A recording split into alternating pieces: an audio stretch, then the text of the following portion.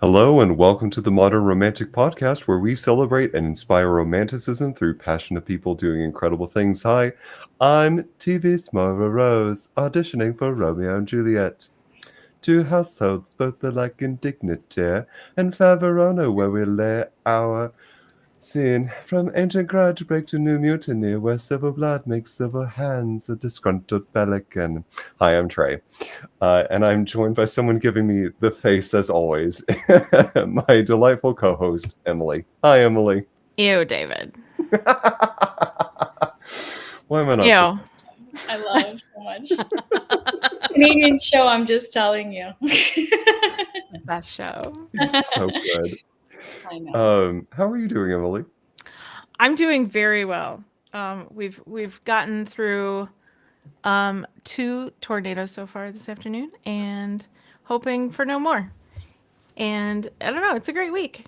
I'm happy for it to finally be summer, and I don't know. That's about it. Yeah, that's awesome. Well, not about the 2 tornadoes, but yeah, it's good that it's been a good week. Right. I feel like we're in Oz a little bit.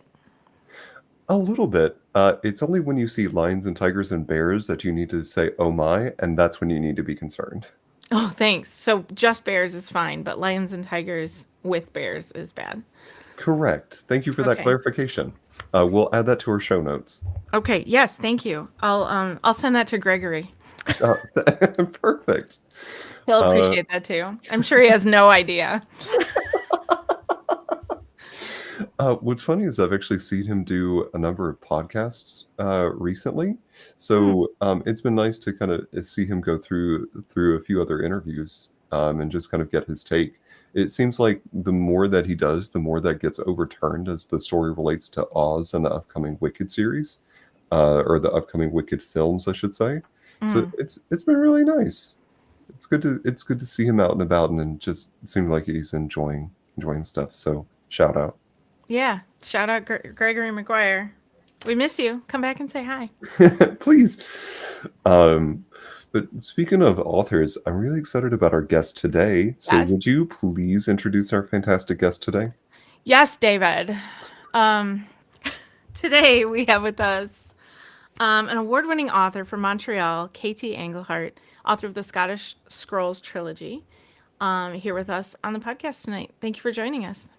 Thank you so much for having me, and I'm very sorry about your tornadoes. Well, I didn't see them hit. It was like they were viewed, that like people saw them, but they didn't like touch down. So that would freak. I've never encountered anything like that here, so I wouldn't even know what to do. I think you're supposed to hide in the bathtub, right, or something. Like that's the bathroom is like the. It's wherever you have a solid structure, I think, so you don't get blown away. Yeah, or basement or cellar if you have one. I guess a bathtub seems pretty solid. This is what I heard. I don't know. I don't know. My friend lived in Texas for a couple of years, and he was like freaking out, and like when there was a warning, and he was just like lying like a vampire in his bathtub. That's all I got. That's the story. Wow, that is actually accurate because I used to live in Texas, so that is actually really? Accurate. Yeah. Oh, there you go. I feel like they have special tornadoes in Texas. Yeah.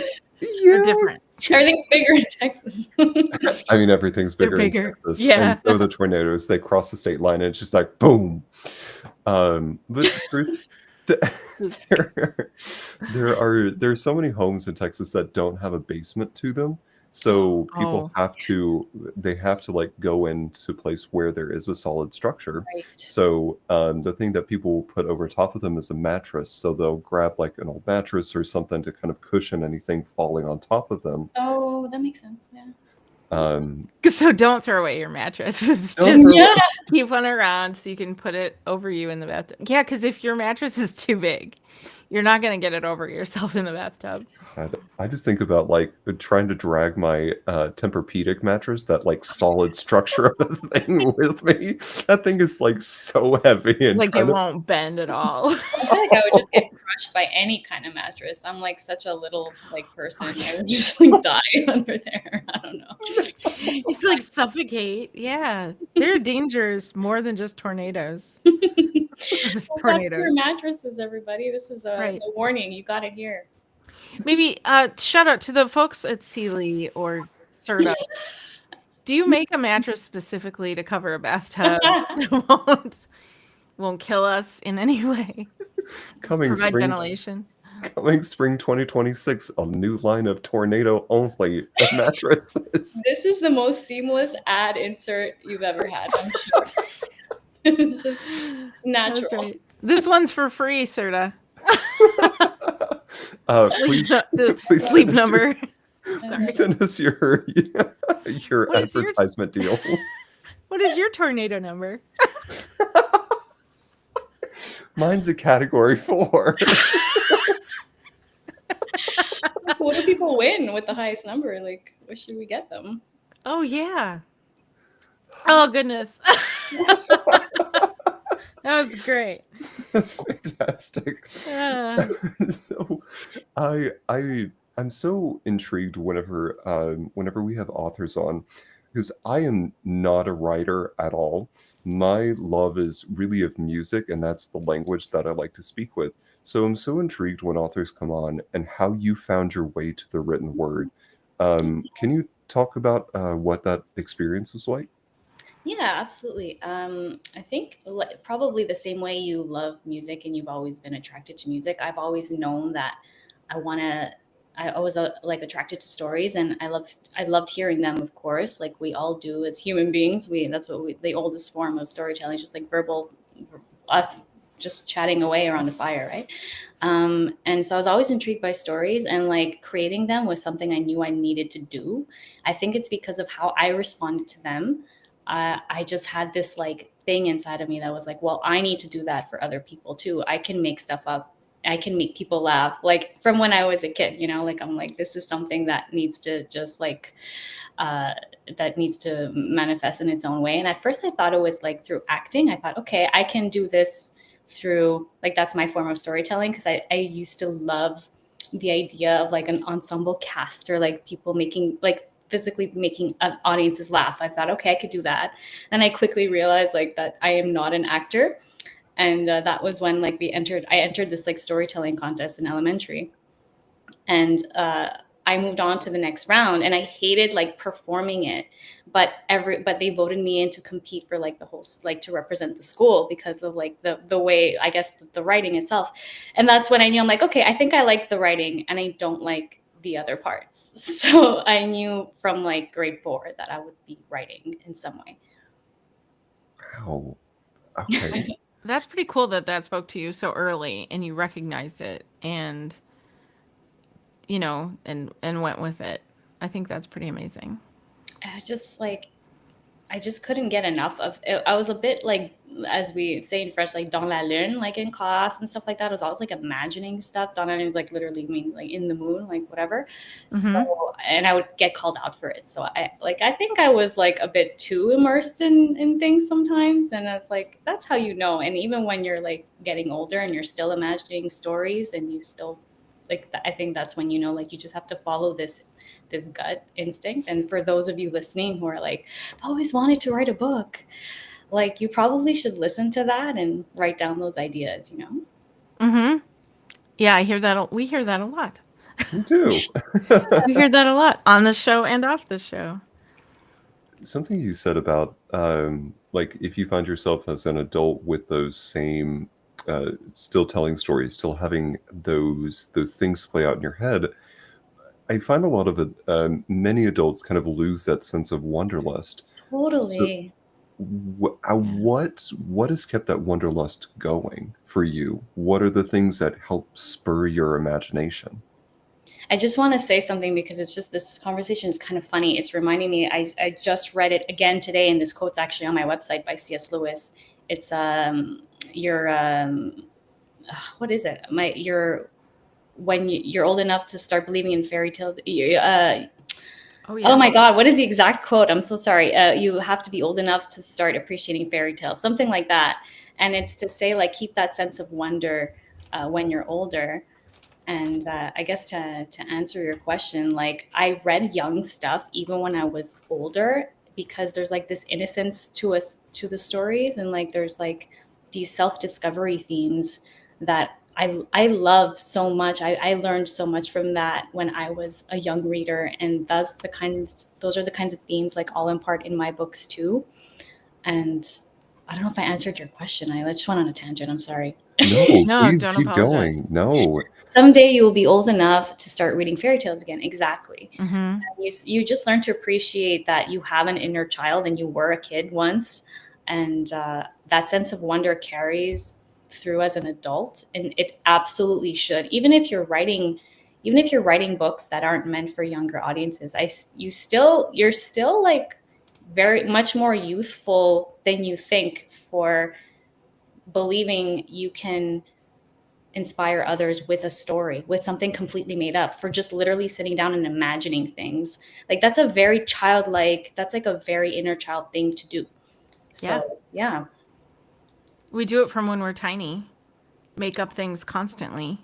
Yeah. I don't know if did you guys play with your friends or siblings, or did you like doing it by yourself? Because I loved like playing Barbies by myself. So I was like always thinking it up. A little both. A little both, yeah. Yeah. Did you play Barbies with your brother, Trey? Oh God. Um, lore drop about Trey.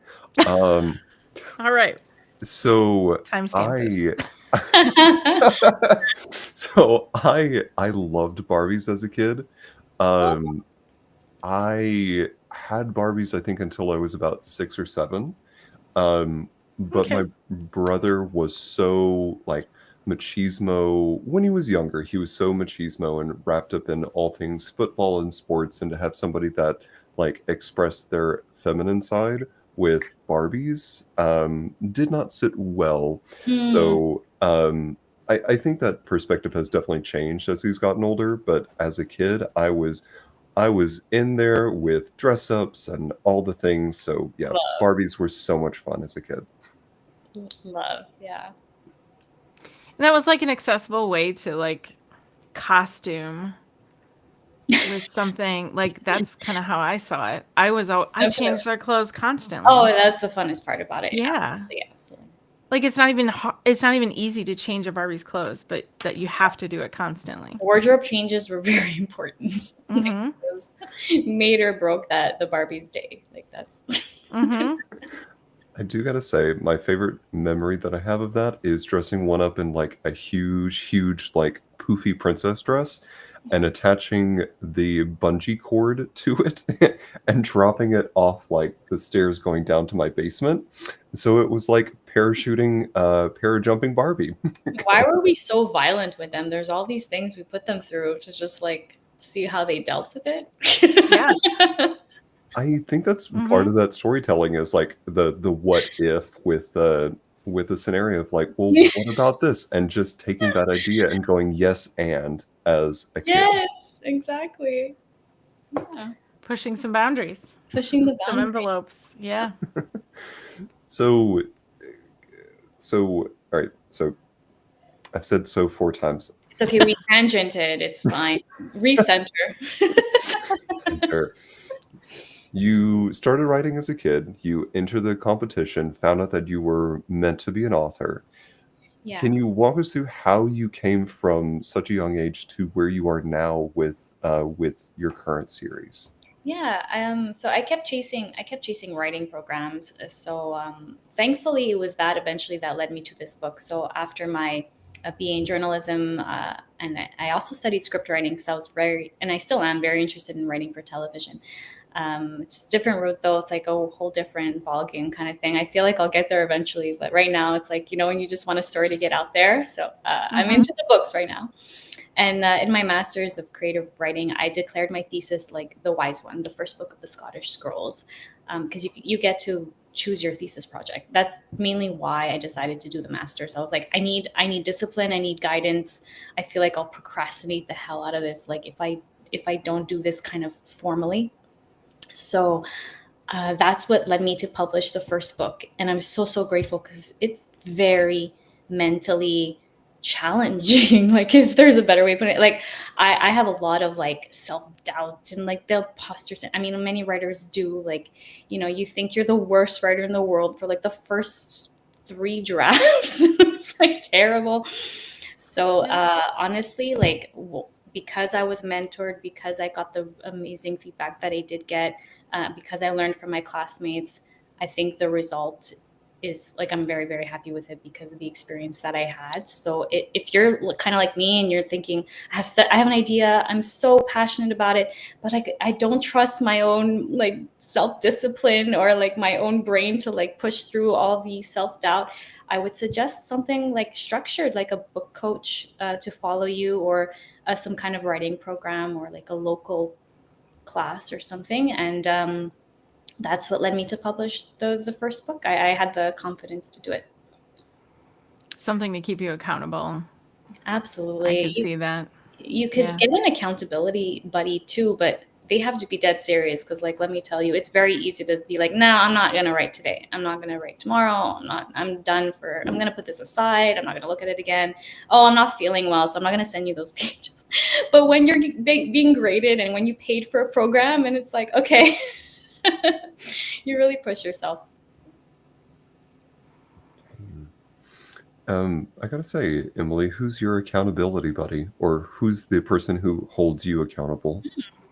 Well, Laura Packer and I have a weekly call.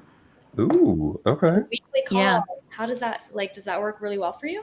Yeah, well, we just sort of dedicated that at a certain time every Wednesday morning. We have a Zoom call, and that's it. I mean, we've skipped a few, but really not many. And even if we don't, we've decided to be kind to each other and ourselves. So even if we end up not talking anything too businessy or too projecty, we still like check in, because we both like the flexibility to take a break and things like that. So and there's been a lot of things going on, so we don't always stick to it, but that's who it is for me. Do you have one, Trey? You keep yourself accountable? I don't keep myself accountable, but I am the person like holding myself accountable. Um, it's it's a conversation with my therapist right now to find somebody, and ways Okay. to hold myself and find myself accountable. But also, like you said with Laura, like not to beat yourself up about it, to be kind to yourself. Yeah. I'm trying to get my YouTube channel back up and running, and that's the biggest goal at the moment. So it's trying to do that uh, without seeing a goal and being like, me, I'm not reaching my goal. Be kind to yourself. Each thing Yeah. you do is a step. Well, and you sent stuff to me, and I don't necessarily keep you accountable, but I'm usually like, go Trey. And I've been impressed by your ability to motivate yourself. Like you painted your whole house, and like Ooh. and the YouTube thing has all been stuff you've been working on outside of this and other work. So I'm always impressed by how you make it happen anyway. I think that's great. Without some kind of accountability partner, that's pretty amazing. Seriously, that's Hey, pretty amazing. thank you. 6 months between releases. Woo! Yeah. Eh. Anyway, I'm It's not going to beat still myself up better about it. than No, that's still very good. So I took like 3 years between my book 1 and book 2 release. Now it's going to be 2 between my second and third book. I'm getting a little faster, but man, yeah, it could be long. It could be it arduous. can be. Yeah, look at J.R.R. Martin. I don't think he's finishing anything that series, is he? Like Yeah. Yeah. And if he comes out with another book of any kind, he would sell out, and people would buy it Yeah. up, and it wouldn't matter. And of Would course, not. he's at that stage, so there's that. Like, Yeah. Yeah. So about your series, I love the tagline that you have on your website that says "Travel to Ireland, Scotland, and beyond with witchy magic, history, and folklore." Can you talk to me about you're combining like the historical knowledge, folklore, and magic to kind of together? And how do you go about, from a storytelling perspective, blending those three things together? It's a tall order, I know. It's a very ambitious thing that I wanted to do, but it's basically like a mishmash of the things I love the most, kind of thing. And that's what made it easiest, really, because like, don't do it if you don't really like it that much. One bit of advice. But when you're passionate about these things that can kind of also like interconnect, then you find ways.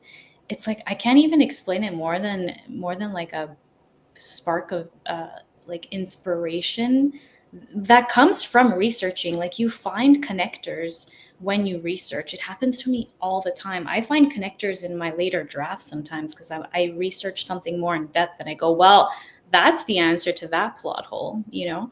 So finding out that like some of the landscape in Ireland is tied to like a folkloric like mythological creatures and like tied to a folklore, a local folklore. It's like it makes you think, okay, well, I can make a scene where this, you know, this fairy kind of lures her into this bush here and then transports her for a little second. And like, you know, like I use those locations that are supposedly famous for fairy sightings or whatever, like that. It just like kind of works out. And the first book is very much that. It's like me having gone to these places, heard from the locals, write down all the fascinating stories I love, incorporating like the magic, I guess, that feels the realist, I guess, because like that's what I love about urban fantasy. It kind of makes you feel like it's real and it's in your backyard and you could just like stumble into another realm.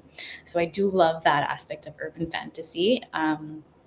Yeah, and then like the history, the just like it inspires characters. So like I have several real accused witches as like secondary characters or kind of appearances in throughout my whole series. One of them a very kind of important figure.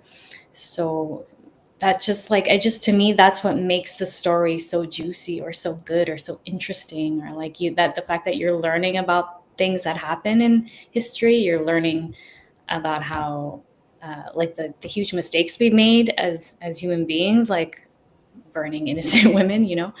um yeah, for me the story forms when I look into the things that I love most, if that makes sense. Like Yeah. the this follows the passion, I guess. Yeah. So it's an idea, and that idea uncovers some other things that you could use as further inspiration. So it's like, Yes. Thank you for explaining that coherently. Yes. oh, you Like, explained it I don't know so what I said. It's interesting you say fantasy that feels like it could be real, because I've watched. It's funny, and it's kind of been kind of an ongoing joke in the last few years since an interview I did with. It was Michelle Carriger from the one of the embroiderers for Game of Thrones, and she was talking about how the. I'm sorry. Are you okay? Something just happened with my computer. And we're good. Something disconnected and reconnected and it made a sound, and I don't know if you could hear it, but I could. Well, you're still here and normal. Okay, yeah. I'm gonna write this down so I can edit it out later. Okay. So, and it was like it's a fantasy show.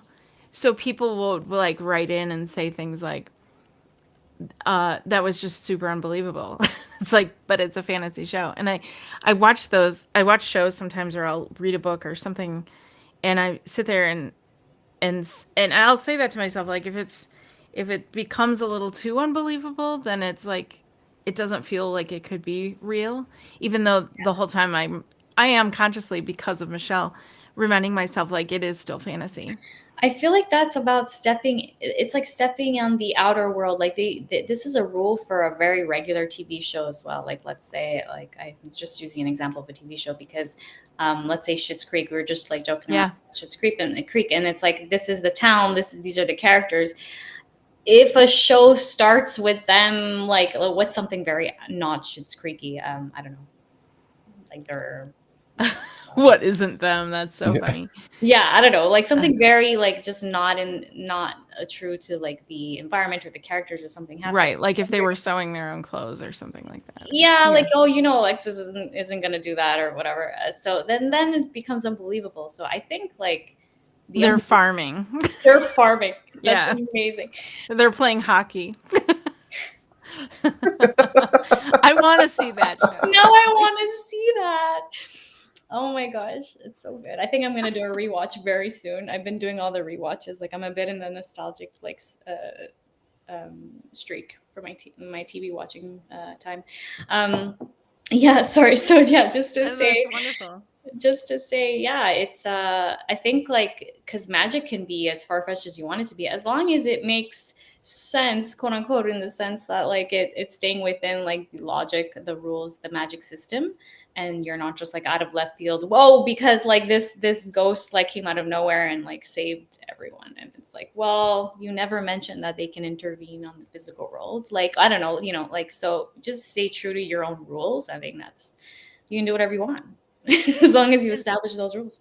Yeah, and that was something Michael Crichton was actually really good at with Jurassic Park and that one time travel movie that I can't think of, where he would take like chapter 2 of every book and then like beat the science into you to some degree so that it became so he could do and say anything he wanted the rest of the book and it would be believable. There you go. And it That's was amazing. right there. Mm-hmm. He'd be like, guess what? Quantum mechanics. Now you know how quantum mechanics works. Now we're going to introduce time travel. It was amazing. Right?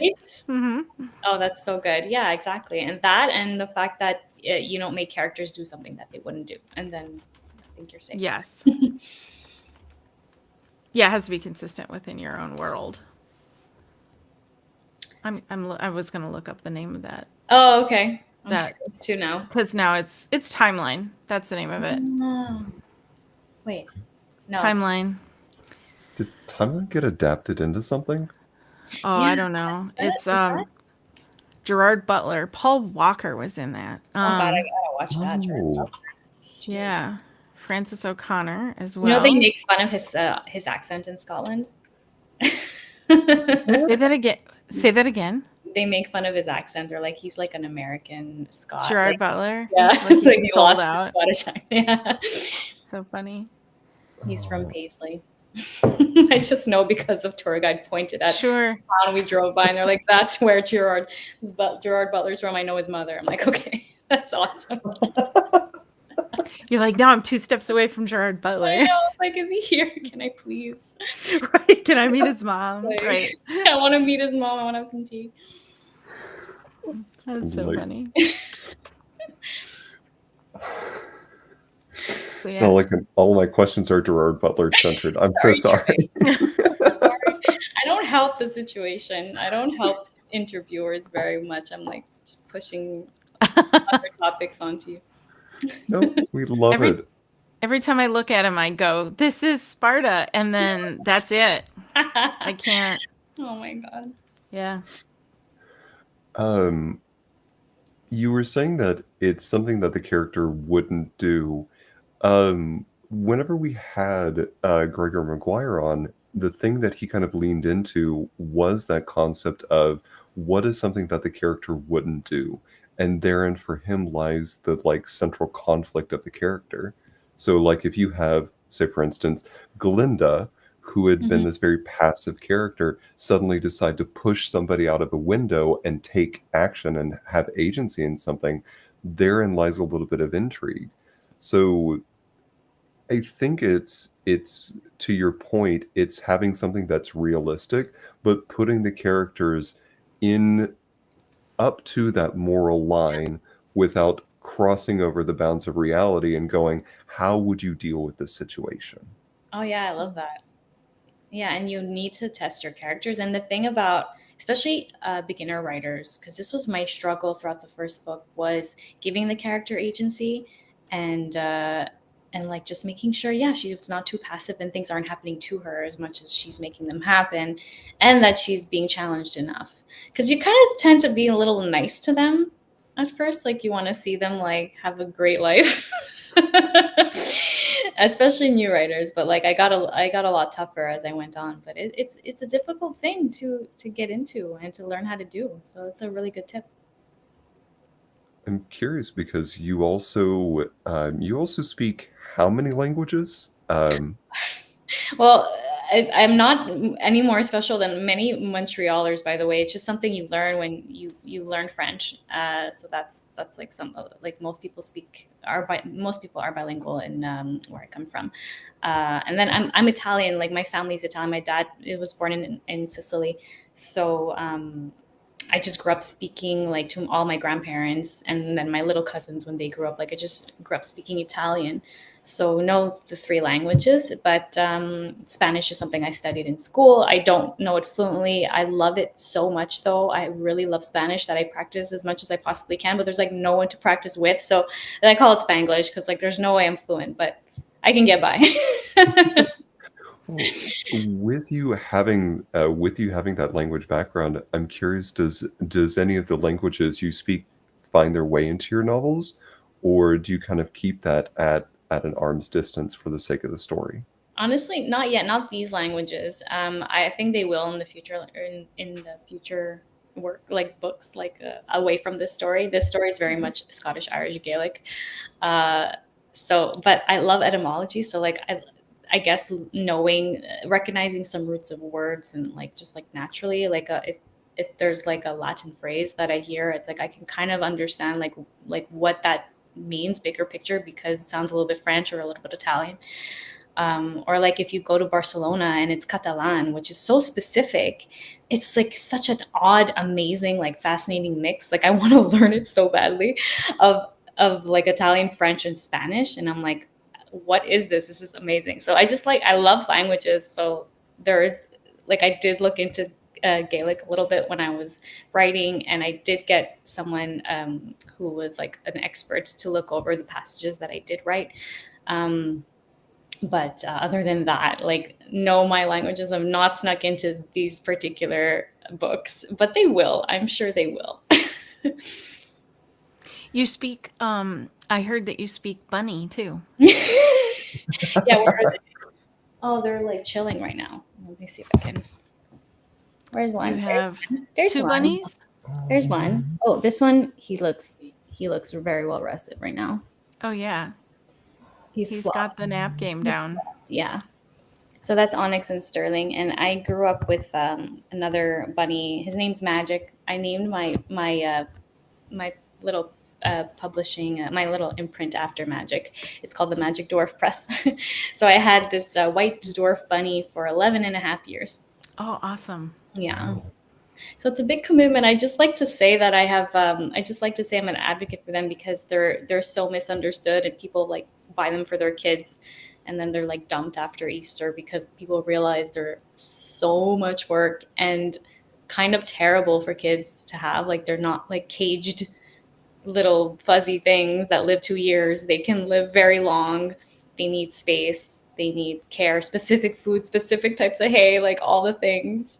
Mm-hmm. And they're particular. They have a huge attitude. They're like cats. Like you gotta like understand their temperament a little bit. I'm okay. Sorry, the attitude thing. Can you elaborate on that? Huge attitude problems, these bunnies. So like they don't always want to cuddle. They don't always want to be picked up. Like you have to like see how they're feeling. Like you can get them used to being picked up, absolutely. But a lot of them just kind of like their feet on the ground, on the floor. They like to be secure. They like to feel secure. So even if you do pick them up, there's a way to do that. And if they don't like someone, they'll let you know it. So my bunny of 11 and a half years, Magic, absolutely hated like men mostly, like, and I think he kind of imprinted on me. I don't know, like I was his, like he was protecting me or whatever, but he would snap at people. Like he was he was a tyrant. But he loved me. Like I just like was able to do whatever with him. He was great with me and my mom. He loved my mom. I feel the same way about many animals. And it's like for me, it was parakeets. You know, they're an inexpensive little bird that people will buy their kids, and then they're not kept up with, and they're not, Oh, you know, they spend their lives in like a tiny cage, and it felt so wrong because I grew up with parakeets that live 10 years, and they can if you're doing it right. And exactly. I feel like they get put in not great homes. Like they should probably have a screening process for every single little animal that I can believe. be purchased, like just over the counter like that. Yeah. And they often need specific, like specialized vets, like they're exotic vets, like these guys too. You can't bring them to a regular cat dog vet, you know. Look where he's trying to escape. Where are you going? I usually leave that door wide open, and they don't even go near it. They're like, I'm not crossing that threshold. No. Turns out like, oh, you got both of them. I don't know, guys. Oh, my dog might go. Like, she's like looking at them from the couch, and she's like, "Oh yeah, Like, here." hey, we want to be on a podcast too. Like she's going to bother them right now. Oh. Aw. The Okay, bunnies guys. almost look like they could take the dog. They're all like pretty much the same size. That's funny. There's a YouTuber that I watch that has pet chickens, but also a pet parakeet. Makara Tours makes just like sewing things and more comedic based sewing tutorials. Oddly enough, to bring this full circle, she does a lot of Barbie themed things where she's done a couple like Barbie episodes, and every year she'll do the holiday Barbie of that year and recreate the dress in real life. Oh, No wow. way, that's amazing. That is cool. But anyway, she's got a cute little white parakeet that will show up in quite a few of her videos. I love that. Birds are very intelligent, I think. Like, yeah, I don't know, the whole bird brain thing. Sorry, I have like a mosquito in this room. The whole bird brain saying doesn't make any sense to me. I think they're very, very smart. They are. Yes, agreed. And they all have their own personalities and quirks and likes and dislikes. You know, I feel like animals don't get seen as individual like personalities as much as they should.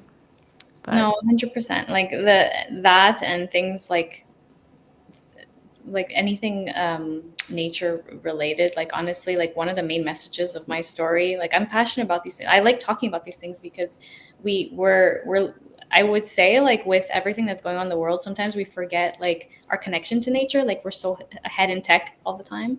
So like this is one of the main messages I like to relay. Like we are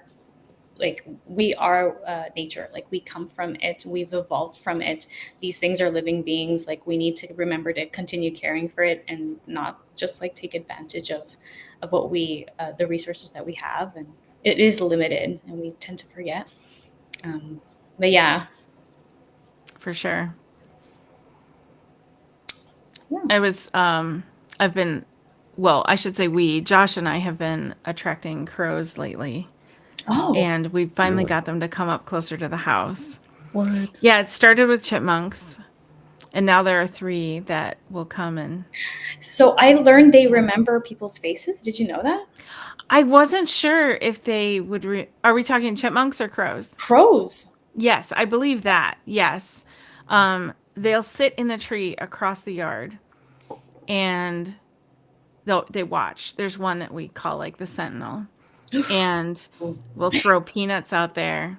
And there's like a tray feeder that's a square hanging on a shepherd's hook. So we try to keep the squirrels away, but whatever. Anyway, so we throw peanuts on it. And the crows at first wouldn't come and land on the tray because it swings. It's like, it's not a stable tray. It just hangs. But now they will. They figured out how to do that. And today, in fact, I saw the sentinel crow. I walked out there. I threw peanuts out and put some on the tray. And before I got all the way back to the house, he was already there. And I was like, yes, that's the closest we've ever gotten. It's so great. But yeah, I believe they know to watch for certain people, at least. I didn't know about the faces thing specifically. Apparently, I don't know. My husband told me like the other day. It's very weird because we have a lot of crows around here, and he's like, I want to befriend the crows. I'm like, what do you mean you want to befriend the crows? Mm-hmm. It's like I want them, like they recognize people. I'm like, you're kidding, And he's like, yeah, I want to start like becoming friends with them. I'm like, okay, we can do that. I don't know. Yes, you can. Give it a Peanuts shot. make it very easy. This is why we moved to the country. Mm-hmm. You can do it too. You'll have such a great book to write then. That's it. Hey, the next it's going to be a standalone. It'll be much quirkier and lighter. So maybe it'll take place in this small town. Who knows? Yes. Gosh. I love that you are having a bigger focus on nature and taking the story away from tech and putting it in an environment where there's more foliage, more plants, and more interacting with nature.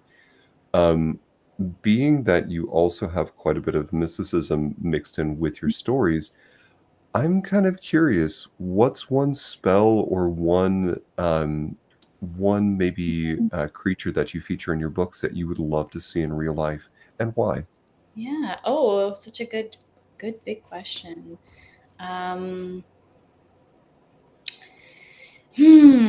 So one of the ways she channels magic, at least in the second one, is through elementals. So these are spiritual nature beings that they embody each of the elements. So I think it would be pretty awesome to meet a sylph. So they're Hmm. like air elementals, very powerful and very strong presence because air is all around us. So they tend to be the most like imposing, I guess. So that would be very very cool because I don't know what they would look like. I mean, I kind of describe them the way I would think like a wispy sort of, you know, draped in white and like that kind of thing. Yeah. But yeah, that would be pretty cool. I won't say fairy because like there's so it's such a trend these days and like that's not what I but I just want you to know for those who are intrigued by fairies but don't want to read erotica, that's not what happens in my book. They're actually they're like the fairies that are represented in like new age mysticism, like the nature beings and the ones that tend to like the plane that's like adjacent to ours and like anyway whatever I will drop it but I'm just saying like if you see fairy and you're like turned off it's like it doesn't go there we don't do the the erotic thing in this book I didn't even think about that, to be honest with you. trend When yeah I think fairy, I think of two kinds. I think of like Thumbelina kind of fairy, and then I think Mhm. like the kind of fairy you're not supposed to tell your name to.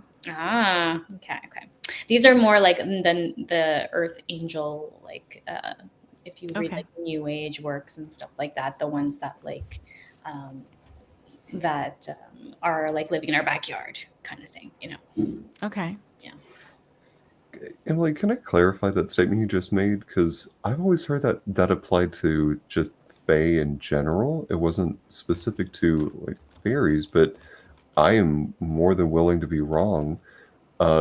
Is it that you shouldn't give your name to them, or is it you shouldn't answer any, like, give them anything that they ask for? You always kind of respond a question with a question. Like, why do you want to know? Yeah. It's about like I've heard that they can take your name, like that's it, then you don't have your name anymore or something like that. But I've also heard that it's kind of like they can have some kind of power over you. I Okay. don't know for sure. I folklore just makes them out to be very mean a lot of the time yeah yeah. like trick very like yeah you give what you they'll take more than they need to take or I don't know they'll kind of trick you into giving them stuff or they'll take you down to their realm and trap you there like a little bit more of that kind of vibe in folklore like don't insult them they will not like that Yeah, Josh in the chat said names have power. Yeah. And they live by their own rules, not ours. very true I asked KT that question, but I'm curious, Emily, what's one creature or like supernatural being that you would love to see be real if it doesn't already exist?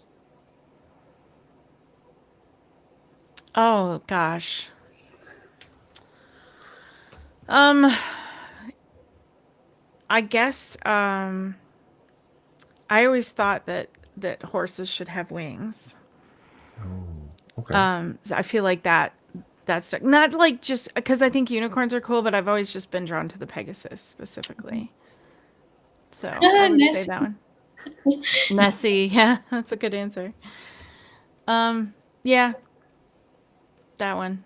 That's my dog's Pegasus. name by the way Nessie? yeah Yes. Ah, Like she hears you and is coming. No, I'm just kidding. she was totally Like, asleep she's not like even I listening heard my name. Usually she'll do the little like, oh, what? You're talking about me? Like the head, the Am I popping. needed? Is it treat time? Yeah, exactly. well, Katie, you've also given a lot of I think, recommendations to us and a lot of really solid advice. But I'm curious, for those who are looking to get into writing specifically, what's one piece of advice that you wish someone would have imparted on you Mm, earlier in life that you want to give to them now? such a good question, such an important question. I think some people make it look very easy. So, especially with social media these days. So, I just want you to know there's no one way of doing it. Don't worry if you're not a detailed outliner or if your first draft sounds like you're telling yourself the story, because that's what someone told me only later on. The first draft is telling yourself the story. Don't worry about how it sounds. Try to like keep working it out as your drafts go on. That's the best thing I can tell you is like it's okay if it's like very sparse. It's okay if it's like 20,000 words. Your second draft will extend, your third draft will extend beyond that. And so, my main bit of advice is to trust the process and to trust that you'll put it together because you will. So it's more than okay if, and I'm going to say even the first three drafts don't sound like a book yet, because we all do it very differently. I'm an underwriter, so my books only sound like books as of draft three, and I wish someone had told me that that's like okay, because like everything we read out there is like, oh my god, like I just wrote a book in 3 months and it's like 100,000 words and like stuff like that, and I'm like, oh my god, I'm doing something wrong. Like, oh, I'm not good enough at this. Like I'm too slow. I'm not imaginative enough. I'm like, like you start to really get into your head. So if you do that, just remember there is no one way, and you will get there at your own pace. But I love that. I feel like you just had that ready at the hip, just like ready to go. So good. Oh That Yeah. my is so good. thank you. I really mean it. Like it kind of it really gets to you. It's very hard to finish a book. It's like we don't talk about it enough. It's not like normal to write a book in a few months. Like if you're doing that, you're incredibly skilled. You're very practiced. Like good for you. But we can't all do that, and it's totally Right. fine. Yeah, and there's nothing wrong with whatever process you need to take to get there. I loved what you said, that the first draft is just you telling yourself the story. I think that's a brilliant way to approach it. Someone did tell me that. I didn't come up with that on my own. I don't remember who told me, but thank you for telling me, whoever it Yeah. was. Yeah, that's great. And also, there's a lot of people out there that have written award-winning work that we don't know how many times they rewrote it. We don't know how many times it got butchered by an editor or, Yeah, destroyed by a critic. Like, those are things that we don't see behind the scenes. Like, it's like any other art form. You don't see the 10 years of you blood, don't. sweat, and tears that went into the thing that was the finished product. So you Exactly. can't beat yourself up over a draft. Exactly. And don't compare yourself, whatever you do, to Stephen King, because he's just a whole other level of genius. He's Maybe like writing in his actual dreams. he just like writes things, and he follows his characters. His methods are amazing. Like he just kind of follows his nose and then comes out with these amazing stories. And you're like, okay, Stephen. Yeah, he has a gift that's unique, and that's Yeah.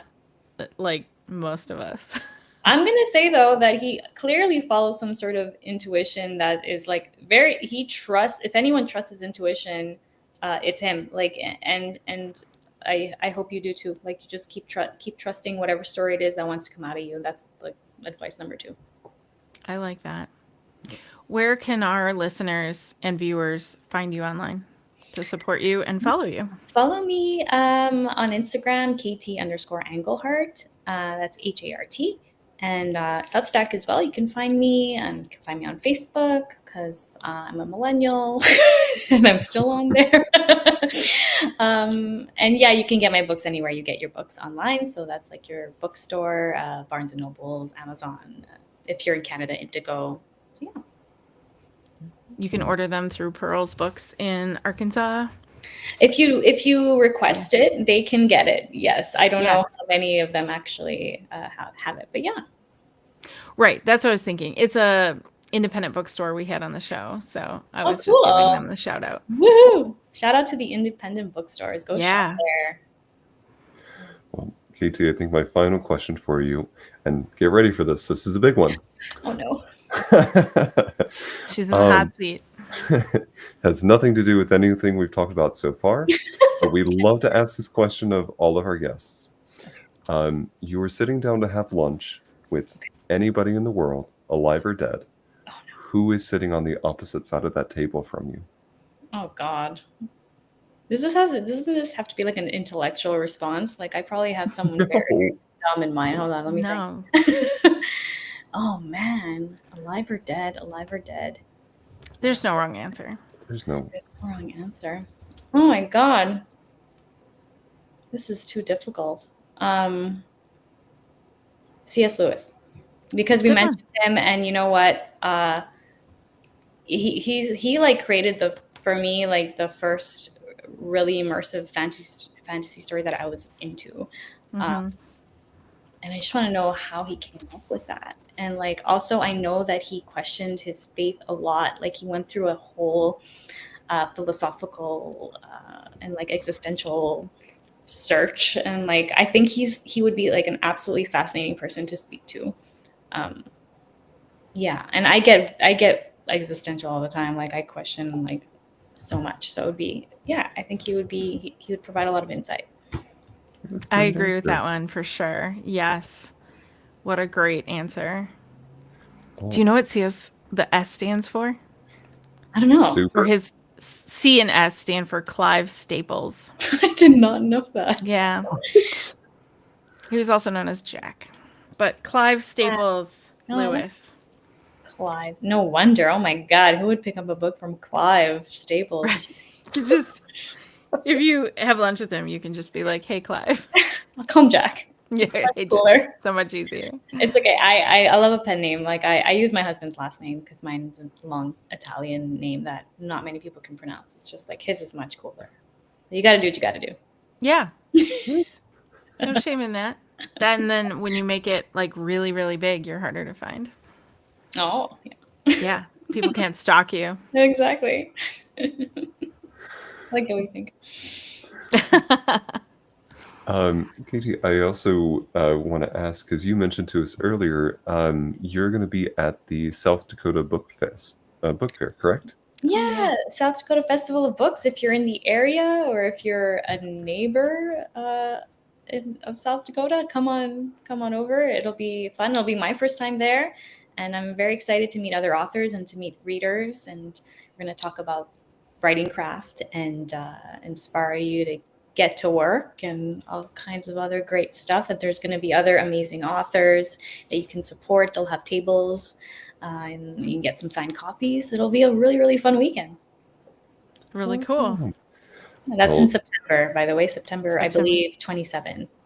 Okay. It's in where in South Dakota is it? Someone asked. It's in Spearfish. Does that make sense?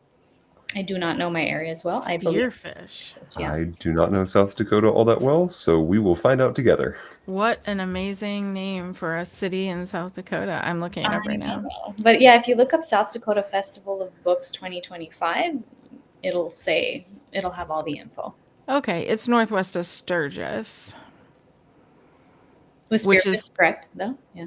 It's near Sturgis, near Wyoming. It's closer to Wyoming than Minnesota.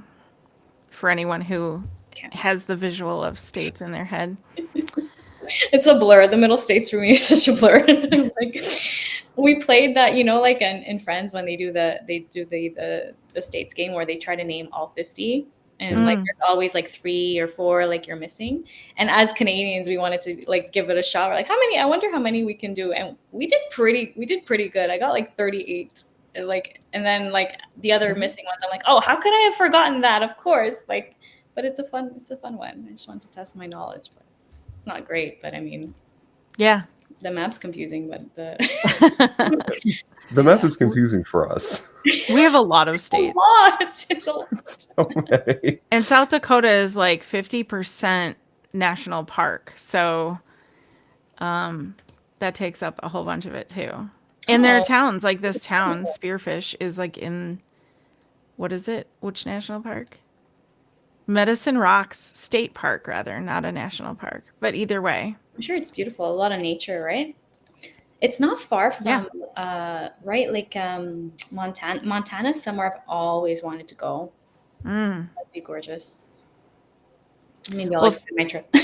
if you're gonna fly to Spearfish so that you can go to this, go meet KT in September, the airport code is SPF. There you go. Seriously? Just a random factoid there. You're welcome. That's incredible. Oh my gosh. Well, Katie, I have got to say, chatting with you for the last hour has been great. Thank you for joining us on the tangent of tornadoes, all the way up through delving into the world of mysticism.